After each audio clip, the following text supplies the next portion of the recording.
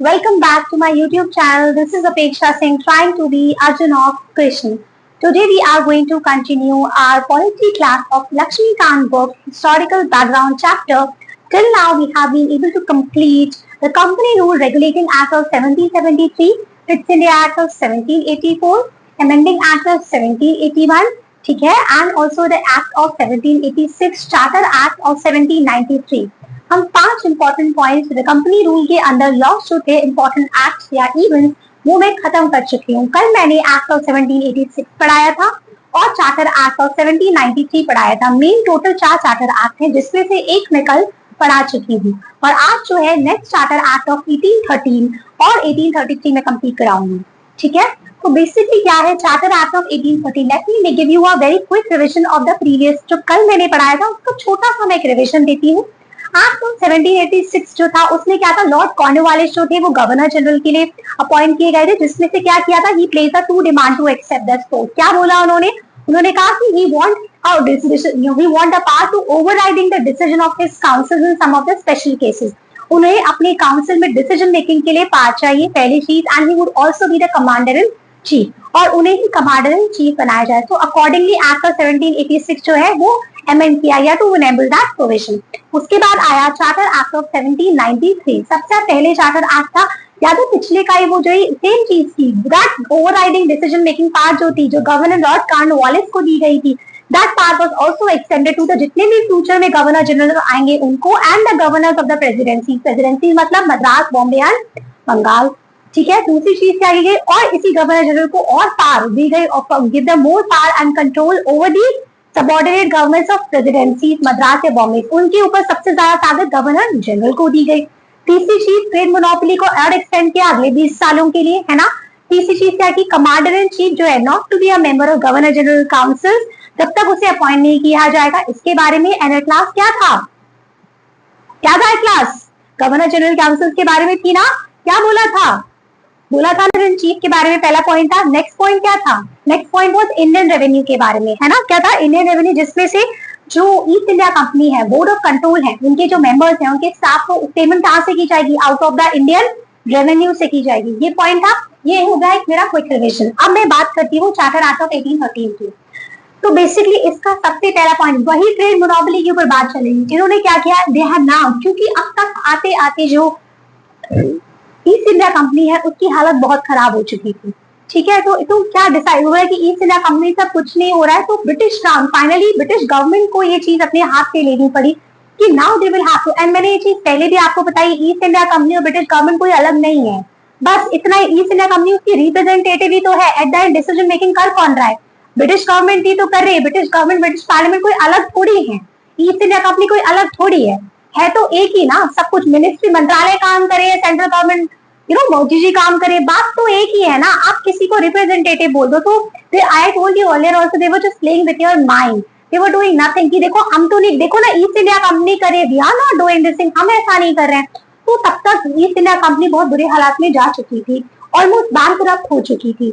इसीलिए British government ने कहा कि ये ऐसा हो चुकी, लेकिन नाउ अब हम ताकत ले रहे हैं आपको, we are taking that responsibility to control to administer the India, we are taking responsibility. तो उन्होंने क्या किया, सबसे पहले वो जो ट्रेड मोनोपोली थी, क्योंकि इतना नुकसान हो रहा था उस समय, तो इन्होंने अब इस नया जो चार्टर एक्ट पास किया 1813 का, उसने अबॉलिश किया ट्रेड मोनोपोली जो दी जा रही थी, या था ना trade monopoly of the company, it abolish the trade monopoly. इसका मतलब क्या है, now the Indian trade was thrown open to all the British merchants.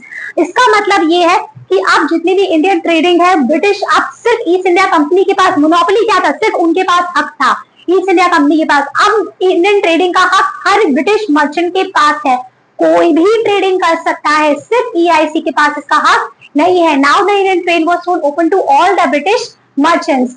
हर ट्रेडिंग में पूरी मोनोपोली पूरी तरीके से खत्म कर दी, केवल 2 चीजों को छोड़ के। कौन सी 2 चीज, except the trading in tea, चाय में, और ट्रेडिंग में चाइना के साथ मोनोपोली ट्रेडिंग रखी, और चाय में, टी के साथ उसमें ट्रेडिंग मोनोपोली रखी। ठीक है, दूसरी चीज चाइना में यहाँ रखी।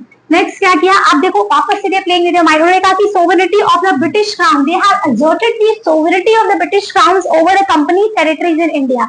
क्या मतलब है इसका? वापस से वही सेम चीज कि जो भी ईस्ट इंडिया कंपनी की टेरिटरीज जो भी कंट्रोल था, अब से उसके ऊपर डिसीजन, सोवरेनिटी मतलब डिसीजन मेकिंग की power, external internal decision making की पावर आप किसके हाथ में होगी? British crown. तो कुछ अलग थोड़ी है, बात तो वही है ना कि ईस्ट इंडिया कंपनी करे ब्रिटिश क्राउन। तो इन्होंने ऐसा कहना था कि देखो अब कंपनी टेरिटरीज के ऊपर जो सोवरेनिटी है, जो डिसीजन मेकिंग पावर है, वो ब्रिटिश क्राउन करेगी, ऐसा उनका कहना था। नेक्स्ट क्या होना शुरू हुआ? हमने टेरिटरी इसके पास रहेगी। अब नेक्स्ट में क्या हुआ? इस चार्टर एक्ट में उन्होंने कहा कि क्रिश्चियन मिशनरीज आएंगी। It allows the Christian missionaries to enter into the India for enlightening the people. Christian missionaries अपना धर्म क्रिश्चियनिटी को स्प्रेड कराने के लिए 1830 में क्रिश्चियन मिशनरीज आएंगी, ऐसा उन्होंने कहा। जितने भी क्रिश्चियनिटी को स्प्रेड करने के लिए, लोगों को एनलाइटन करने के लिए। और याद है उसी समय वेस्टर्न एजुकेशन जो है वो लाना शुरू की। Western spread of the western education among all the inhabitants of the British territories in India. जहां जहां पर ब्रिटिश की टेरिटरीज है वहां पर वेस्टर्न एजुकेशन दी जाएगी। Imagine how they are influencing India, किस तरीके से वो भारत को कोलोनाइज कर रहे थे। आप देख रहे हो, क्रिश्चियन मिशनरीज बुला रहे हैं, वेस्टर्न एजुकेशन दे रहे हैं। इस तरीके से वो भारत को धीरे धीरे मतलब उनकी जड़ों पे, इंडियंस की जड़ों पे, रूट्स पे, see they were putting the seed in the minds of people, they were colonising to there. See कहां से कोलोनाइज करे? वेस्टर्न एजुकेशन देके, क्रिश्चियन मिशनरी क्रिश्चियनिटी को स्प्रेड करे धीरे धीरे। और पॉलिटिकली तो वो कंट्रोल कर ही चुके थे। सी देखो ना, ट्रेड मोनोपोली थी, पैसों से तो वो कंट्रोल कर ही चुके थे, कोलोनाइज कर ही चुके थे। लास्ट में फिर क्या किया? लोकल गवर्नमेंट, वहां पे they have authorised the local government also to impose taxes on a person.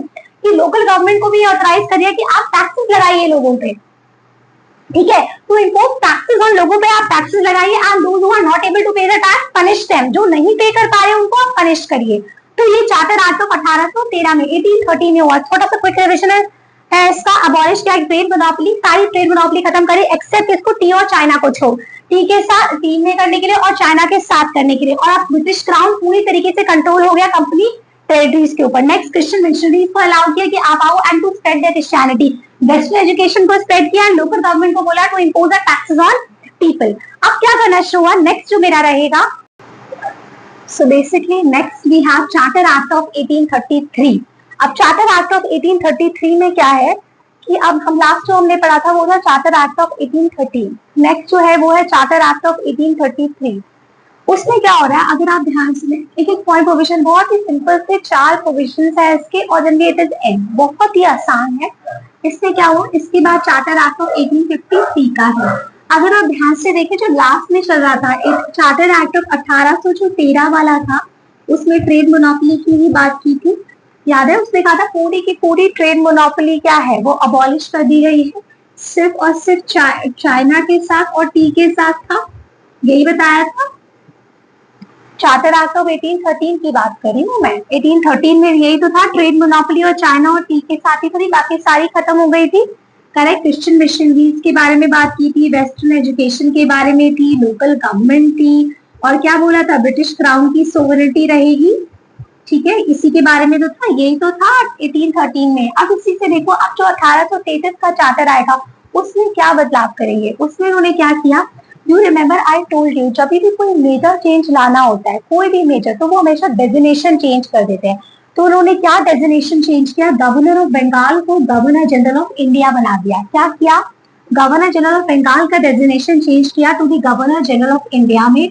और किसको बनाया? विलियम बेंटिक को। किसको बनाया? William Bentinck. William Bentinck became the governor general of India. Question आ जाता है, who is the first governor general of India? तो कौन है? विलियम बेंटिक है, ठीक है? और साथ ही क्या किया, उसको सिविल और मिलिट्री पावर की दी, and vested in him all the civil and military power. So basically इस एक्ट में for the very first time, पहली बार ऐसा हो रहा था, गवर्नर ऑफ बंगाल से गवर्नर जनरल ऑफ इंडिया बन गया। तो नाउ पहली बार ऐसा हो रहा था कि गवर्नमेंट ऑफ इंडिया, एक गवर्नमेंट ऑफ इंडिया, भारत सरकार, कौन भारत सरकार है यहाँ पे? ब्रिटिशर्स है, ब्रिटिशर्स। तो बेसिकली ब्रिटिश गवर्नमेंट, यहाँ पे गवर्नमेंट ऑफ इंडिया मतलब यही ब्रिटिश गवर्नमेंट के बारे में बात चल रही है, गवर्नर जनरल ऑफ इंडिया। तो पहली बार ऐसा हो रहा है that government of India having the complete authority over the entire territorial area which were possessed by the Britishers in India।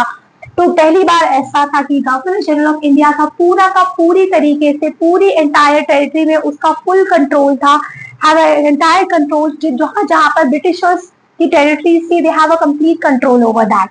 ठीक है। सो गवर्नर जनरल ऑफ इंडिया को गवर्नर ऑफ बंगाल का designation governor of general India में कर दिया और William Bentinck को first governor general बनाया गया और सिविल पावर दी गई, मिलिट्री पावर दी गई। जब गवर्नर जनरल ऑफ इंडिया के पास ये चीज आ गई तो बेसिकली क्या हुआ, गवर्नमेंट ऑफ इंडिया के पास पूरी तरीके से अथॉरिटी थी जहां जहां पे ब्रिटिशर्स के कंट्रोल था उनके ऊपर।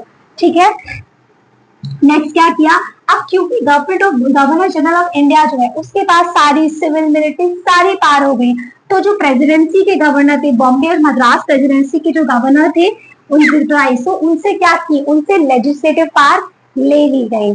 ठीक है, so exclusive legislative power, remember this thing, बहुत इंपॉर्टेंट है। क्या किया, इसको गवर्नर जनरल ऑफ इंडिया को एक्सक्लूसिव लेजिस्लेटिव पावर इनको दी गई, right. So governor general of India was given the exclusive legislative power. Exclusive मतलब, लेजिस्लेटिव मतलब लॉ मेकिंग पावर, कानून बनाने की जो ताकत थी। एक्सक्लूसिव मतलब सिर्फ और सिर्फ जो लॉ बनाने, कानून बनाने की ताकत थी वो गवर्नर जनरल ऑफ इंडिया को दी गई। जो बॉम्बे और मद्रास के गवर्नर थे उनसे वो लेजिस्लेटिव पावर ले ली गई, क्योंकि अब एक सेंट्रल अथॉरिटी स्टैब्लिश हो रही है ना। तो क्या हो रहा है यहाँ पे, सो दिस ऐसा कहा जाता है, this was the final step towards the centralisation in India. ये आखिरी कदम था कि पूरी तरीके से क्वेश्चन आता है यहाँ पे, आज पूरी तरीके से जो सेंट्रलाइजेशन था वो कौन से एक्ट में स्टैब्लिश हुआ, चार्टर एक्ट ऑफ 1833। इसकी शुरुआत हुई थी रेगुलेटेड एक्ट से, लेकिन it has reached to its peak on charter act of 1833। This act was the final step towards the centralisation in India. कैसे हो रहा है सेंट्रलाइजेशन, देखो ना, बंगाल से पूरी की पूरी ताकत गवर्नर जनरल ऑफ इंडिया बना रहा है। Government of India having the complete authority हो रही है, एक्सक्लूसिव लेजिस्लेटिव पावर दी जा रही है, अकेली एक्सक्लूसिव लीगल डिसीजन मेकिंग की पावर जो सिर्फ गवर्नर जनरल ऑफ इंडिया को दी जा रही है। बॉम्बे और मद्रास के गवर्नर से लेजिस्लेटिव पावर वापस ले ली जा रही है। The prize of the governors of Bombay Madras from their legislative powers, now and governor general of India was given the exclusive legislative power उनको दी गई, है ना। So the laws which were passed earlier they were called as the regulations, उनको regulation कहा जाता है, और जो लॉ अब पास किए जाते हैं उन्हें अब एक्ट कहा जाने लगा। ठीक है, अब उसके बाद ये तो एक पॉइंट हो गया, बहुत ही आसान है। नेक्स्ट का मेंशन की पॉइंट याद रखना है, इसीलिए मैंने ये मेन चीज लिखी है। अब क्या किया यहाँ पे, इंग्लिश ईस्ट इंडिया कंपनी थी, याद है, कमर्शियल बॉडी की तरह काम कर रही थी पहले, उसको सारे ट्रेड मोनोपोली के हक उससे खत्म कर दिए थे, सिर्फ चाइना और टी के साथ रह गया था। अब पूरी तरीके से उसकी कमर्शियल फंक्शन जो था पूरी तरीके से खत्म कर दिया। It has completely ended the activities of East India Company as a commercial body. अब ये सिर्फ और सिर्फ प्योरली एडमिनिस्ट्रेटिव बॉडी बन गई। अब ये सिर्फ एडमिनिस्ट्रेशन का काम करेगी। अब इसके पास कोई ट्रेडिंग का फंक्शन नहीं है, कोई ट्रेडिंग की जिम्मेदारी इसके पास नहीं है। Now it has becomes a purely administrative body, which means अब जितनी भी कंपनी की टेरिटरी है they are to be ruled by in trust for his majesty, his crown, his successors, मतलब क्वीन एलिजाबेथ के अंदर ब्रिटिश क्राउन के trust में, उनके कंट्रोल में आते हुए अब कंट्रोल ये English east India company work करेगी। समझ आए, जहां कंपनी टेरिटरी वही सेम चीज है, जहां जहां पे ईस्ट इंडिया कंपनी कंट्रोल है, ब्रिटिशर्स का कंट्रोल आ गया, अब जो कि हिज मैजेस्टी मतलब क्वीन के अंदर काम करेगा। ठीक है, नेक्स्ट वी हैव यहाँ पे इस एक्ट के अंदर कोशिश की गई, they have attempted to introduce the system of open competition for selection of civil servants. इसमें कोशिश की गई कि सिविल सर्वेंट्स को इसमें सेलेक्ट किया जाए, एक एग्जाम ओपन कंपटीशन सिस्टम रखा जाए जहां पे सिविल सर्वेंट्स को सेलेक्ट किया जाए। And also stated that Indians should not be debarred from holding any place, office and employment under the company। मतलब, और ये साफ साफ क्या कहा गया कि भारतीयों को बिल्कुल भी किसी पोजीशन से ना हटाया जाए। अगर उनका मन है कि वो किसी कहीं पे कंपनी में नौकरी पाना चाहते हैं, कोई जॉब लेना चाहते हैं, they are completely open to that. Civil servants में सिलेक्शन के थ्रू वो एंटर कर सकते हैं। लेकिन जो ईस्ट इंडिया कंपनी के कोर्ट ऑफ डायरेक्टर्स थे, दे ऑपोजिट फॉर दिस, उन्होंने ऑपोजिशन इसका दिखाया, did not like this things, so this act does not came into pass. लेकिन ये वाला एक्ट जो है, अगला जो चार्टर एक्ट है 1853 का, उसमें ये वाला प्रोविजन लागू होगा। सिस्टम कंपटीशन आएगा, सिविल सर्वेंट्स को सेलेक्ट करने का कोशिश की गई। क्वेश्चन है, बहुत ही बेसिक सा डिफरेंस है, कोशिश की गई थी इस एक्ट में 33 में, लेकिन लाया गया था 1853 में। ठीक है, so this is how we are coming to end of this session. हम एंड करने जा रहे हैं, तो मैं इसका छोटा सा कुछ रिविजन करा रही हूँ चार्टर एक्ट ऑफ 1833 का, then we are done this thing. फिर एक ही चार्टर बचा है, चार्टर एक्ट ऑफ 1853, फिर हमारा कंपनी रूल पूरा खत्म है। ठीक है, इसका क्विक रिविजन करा रही हूँ। चार्टर एक्ट जो है, this was the final step towards the centralisation India. Centralisation establish करने का ये आखिरी एक स्टेप था, कदम था। कैसे? जैसे गवर्नर ऑफ बंगाल को गवर्नर जनरल ऑफ इंडिया बनाया गया, designated governor of Bengal as a governor general of India बनाया गया, एंड वेस्टर्न और his civil and military powers उनको दी गई, जहां पर गवर्नमेंट ऑफ इंडिया के पास पूरी अथॉरिटी होगी over the entire territorial area. और कौन गवर्नर जनरल ऑफ इंडिया बनाया गया? William Bentinck. और गवर्नर जनरल ऑफ इंडिया को एक्सक्लूसिव लेजिस्लेटिव पावर दी गई, और गवर्नर्स ऑफ बॉम्बे मद्रास जो थे उनसे लेजिस्लेटिव पावर डिप्राइव ले ली गई। So the laws which were passed earlier they were called as regulation, and now which were passed they were called as acts. और क्या किया गया? English east EIC company, English east India company जो थी उसकी जो कमर्शियल फंक्शन था वो खत्म किया गया, एडमिनिस्ट्रेटिव बॉडी बन चुकी। नाउ जितनी भी टेरिटरी कंपनी टेरिटरी है, they work under the trust of his majesty, his heirs and successors.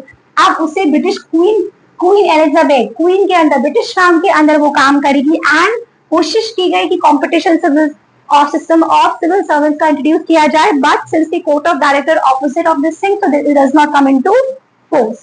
So this is how we are coming to the end of these two charters act. Charter Act of 1813 किया, Charter Act of 1833 किया। उससे पहला वाला Charter Act 1793 को हम पिछली video में कर चुके हैं। Those who haven't watched, go and watch my previous video. And next जो Charter Act है 1853, और उसके आगे में क्राउन रूल का भी मैं स्टार्ट, वो मैं जिसमें government of India act of 1858 कराऊंगी, वो मैं स्टार्ट करा दूंगी। Please like subscribe my channel, अपना फीडबैक दीजिए, मैं क्या इंप्रूव कर सकती हूँ, कोई क्वेरी है वो मुझे DM कर सकते हैं। Please share as much as possible. And मैं ऐसी अब डेली में ऐसी सीरीज, डेली में कुछ हिस्ट्री पॉलिटी की क्लासेस में लाती रहूंगी, और सिलेबस घटना चक्र में कवर करवाऊंगी एज सुन एज पॉसिबल। पूरा का पूरा मैं सिलेबस कंप्लीट करवाऊंगी before PCS exam. Please share as much as possible. Thank you so much. Radhe Radhe.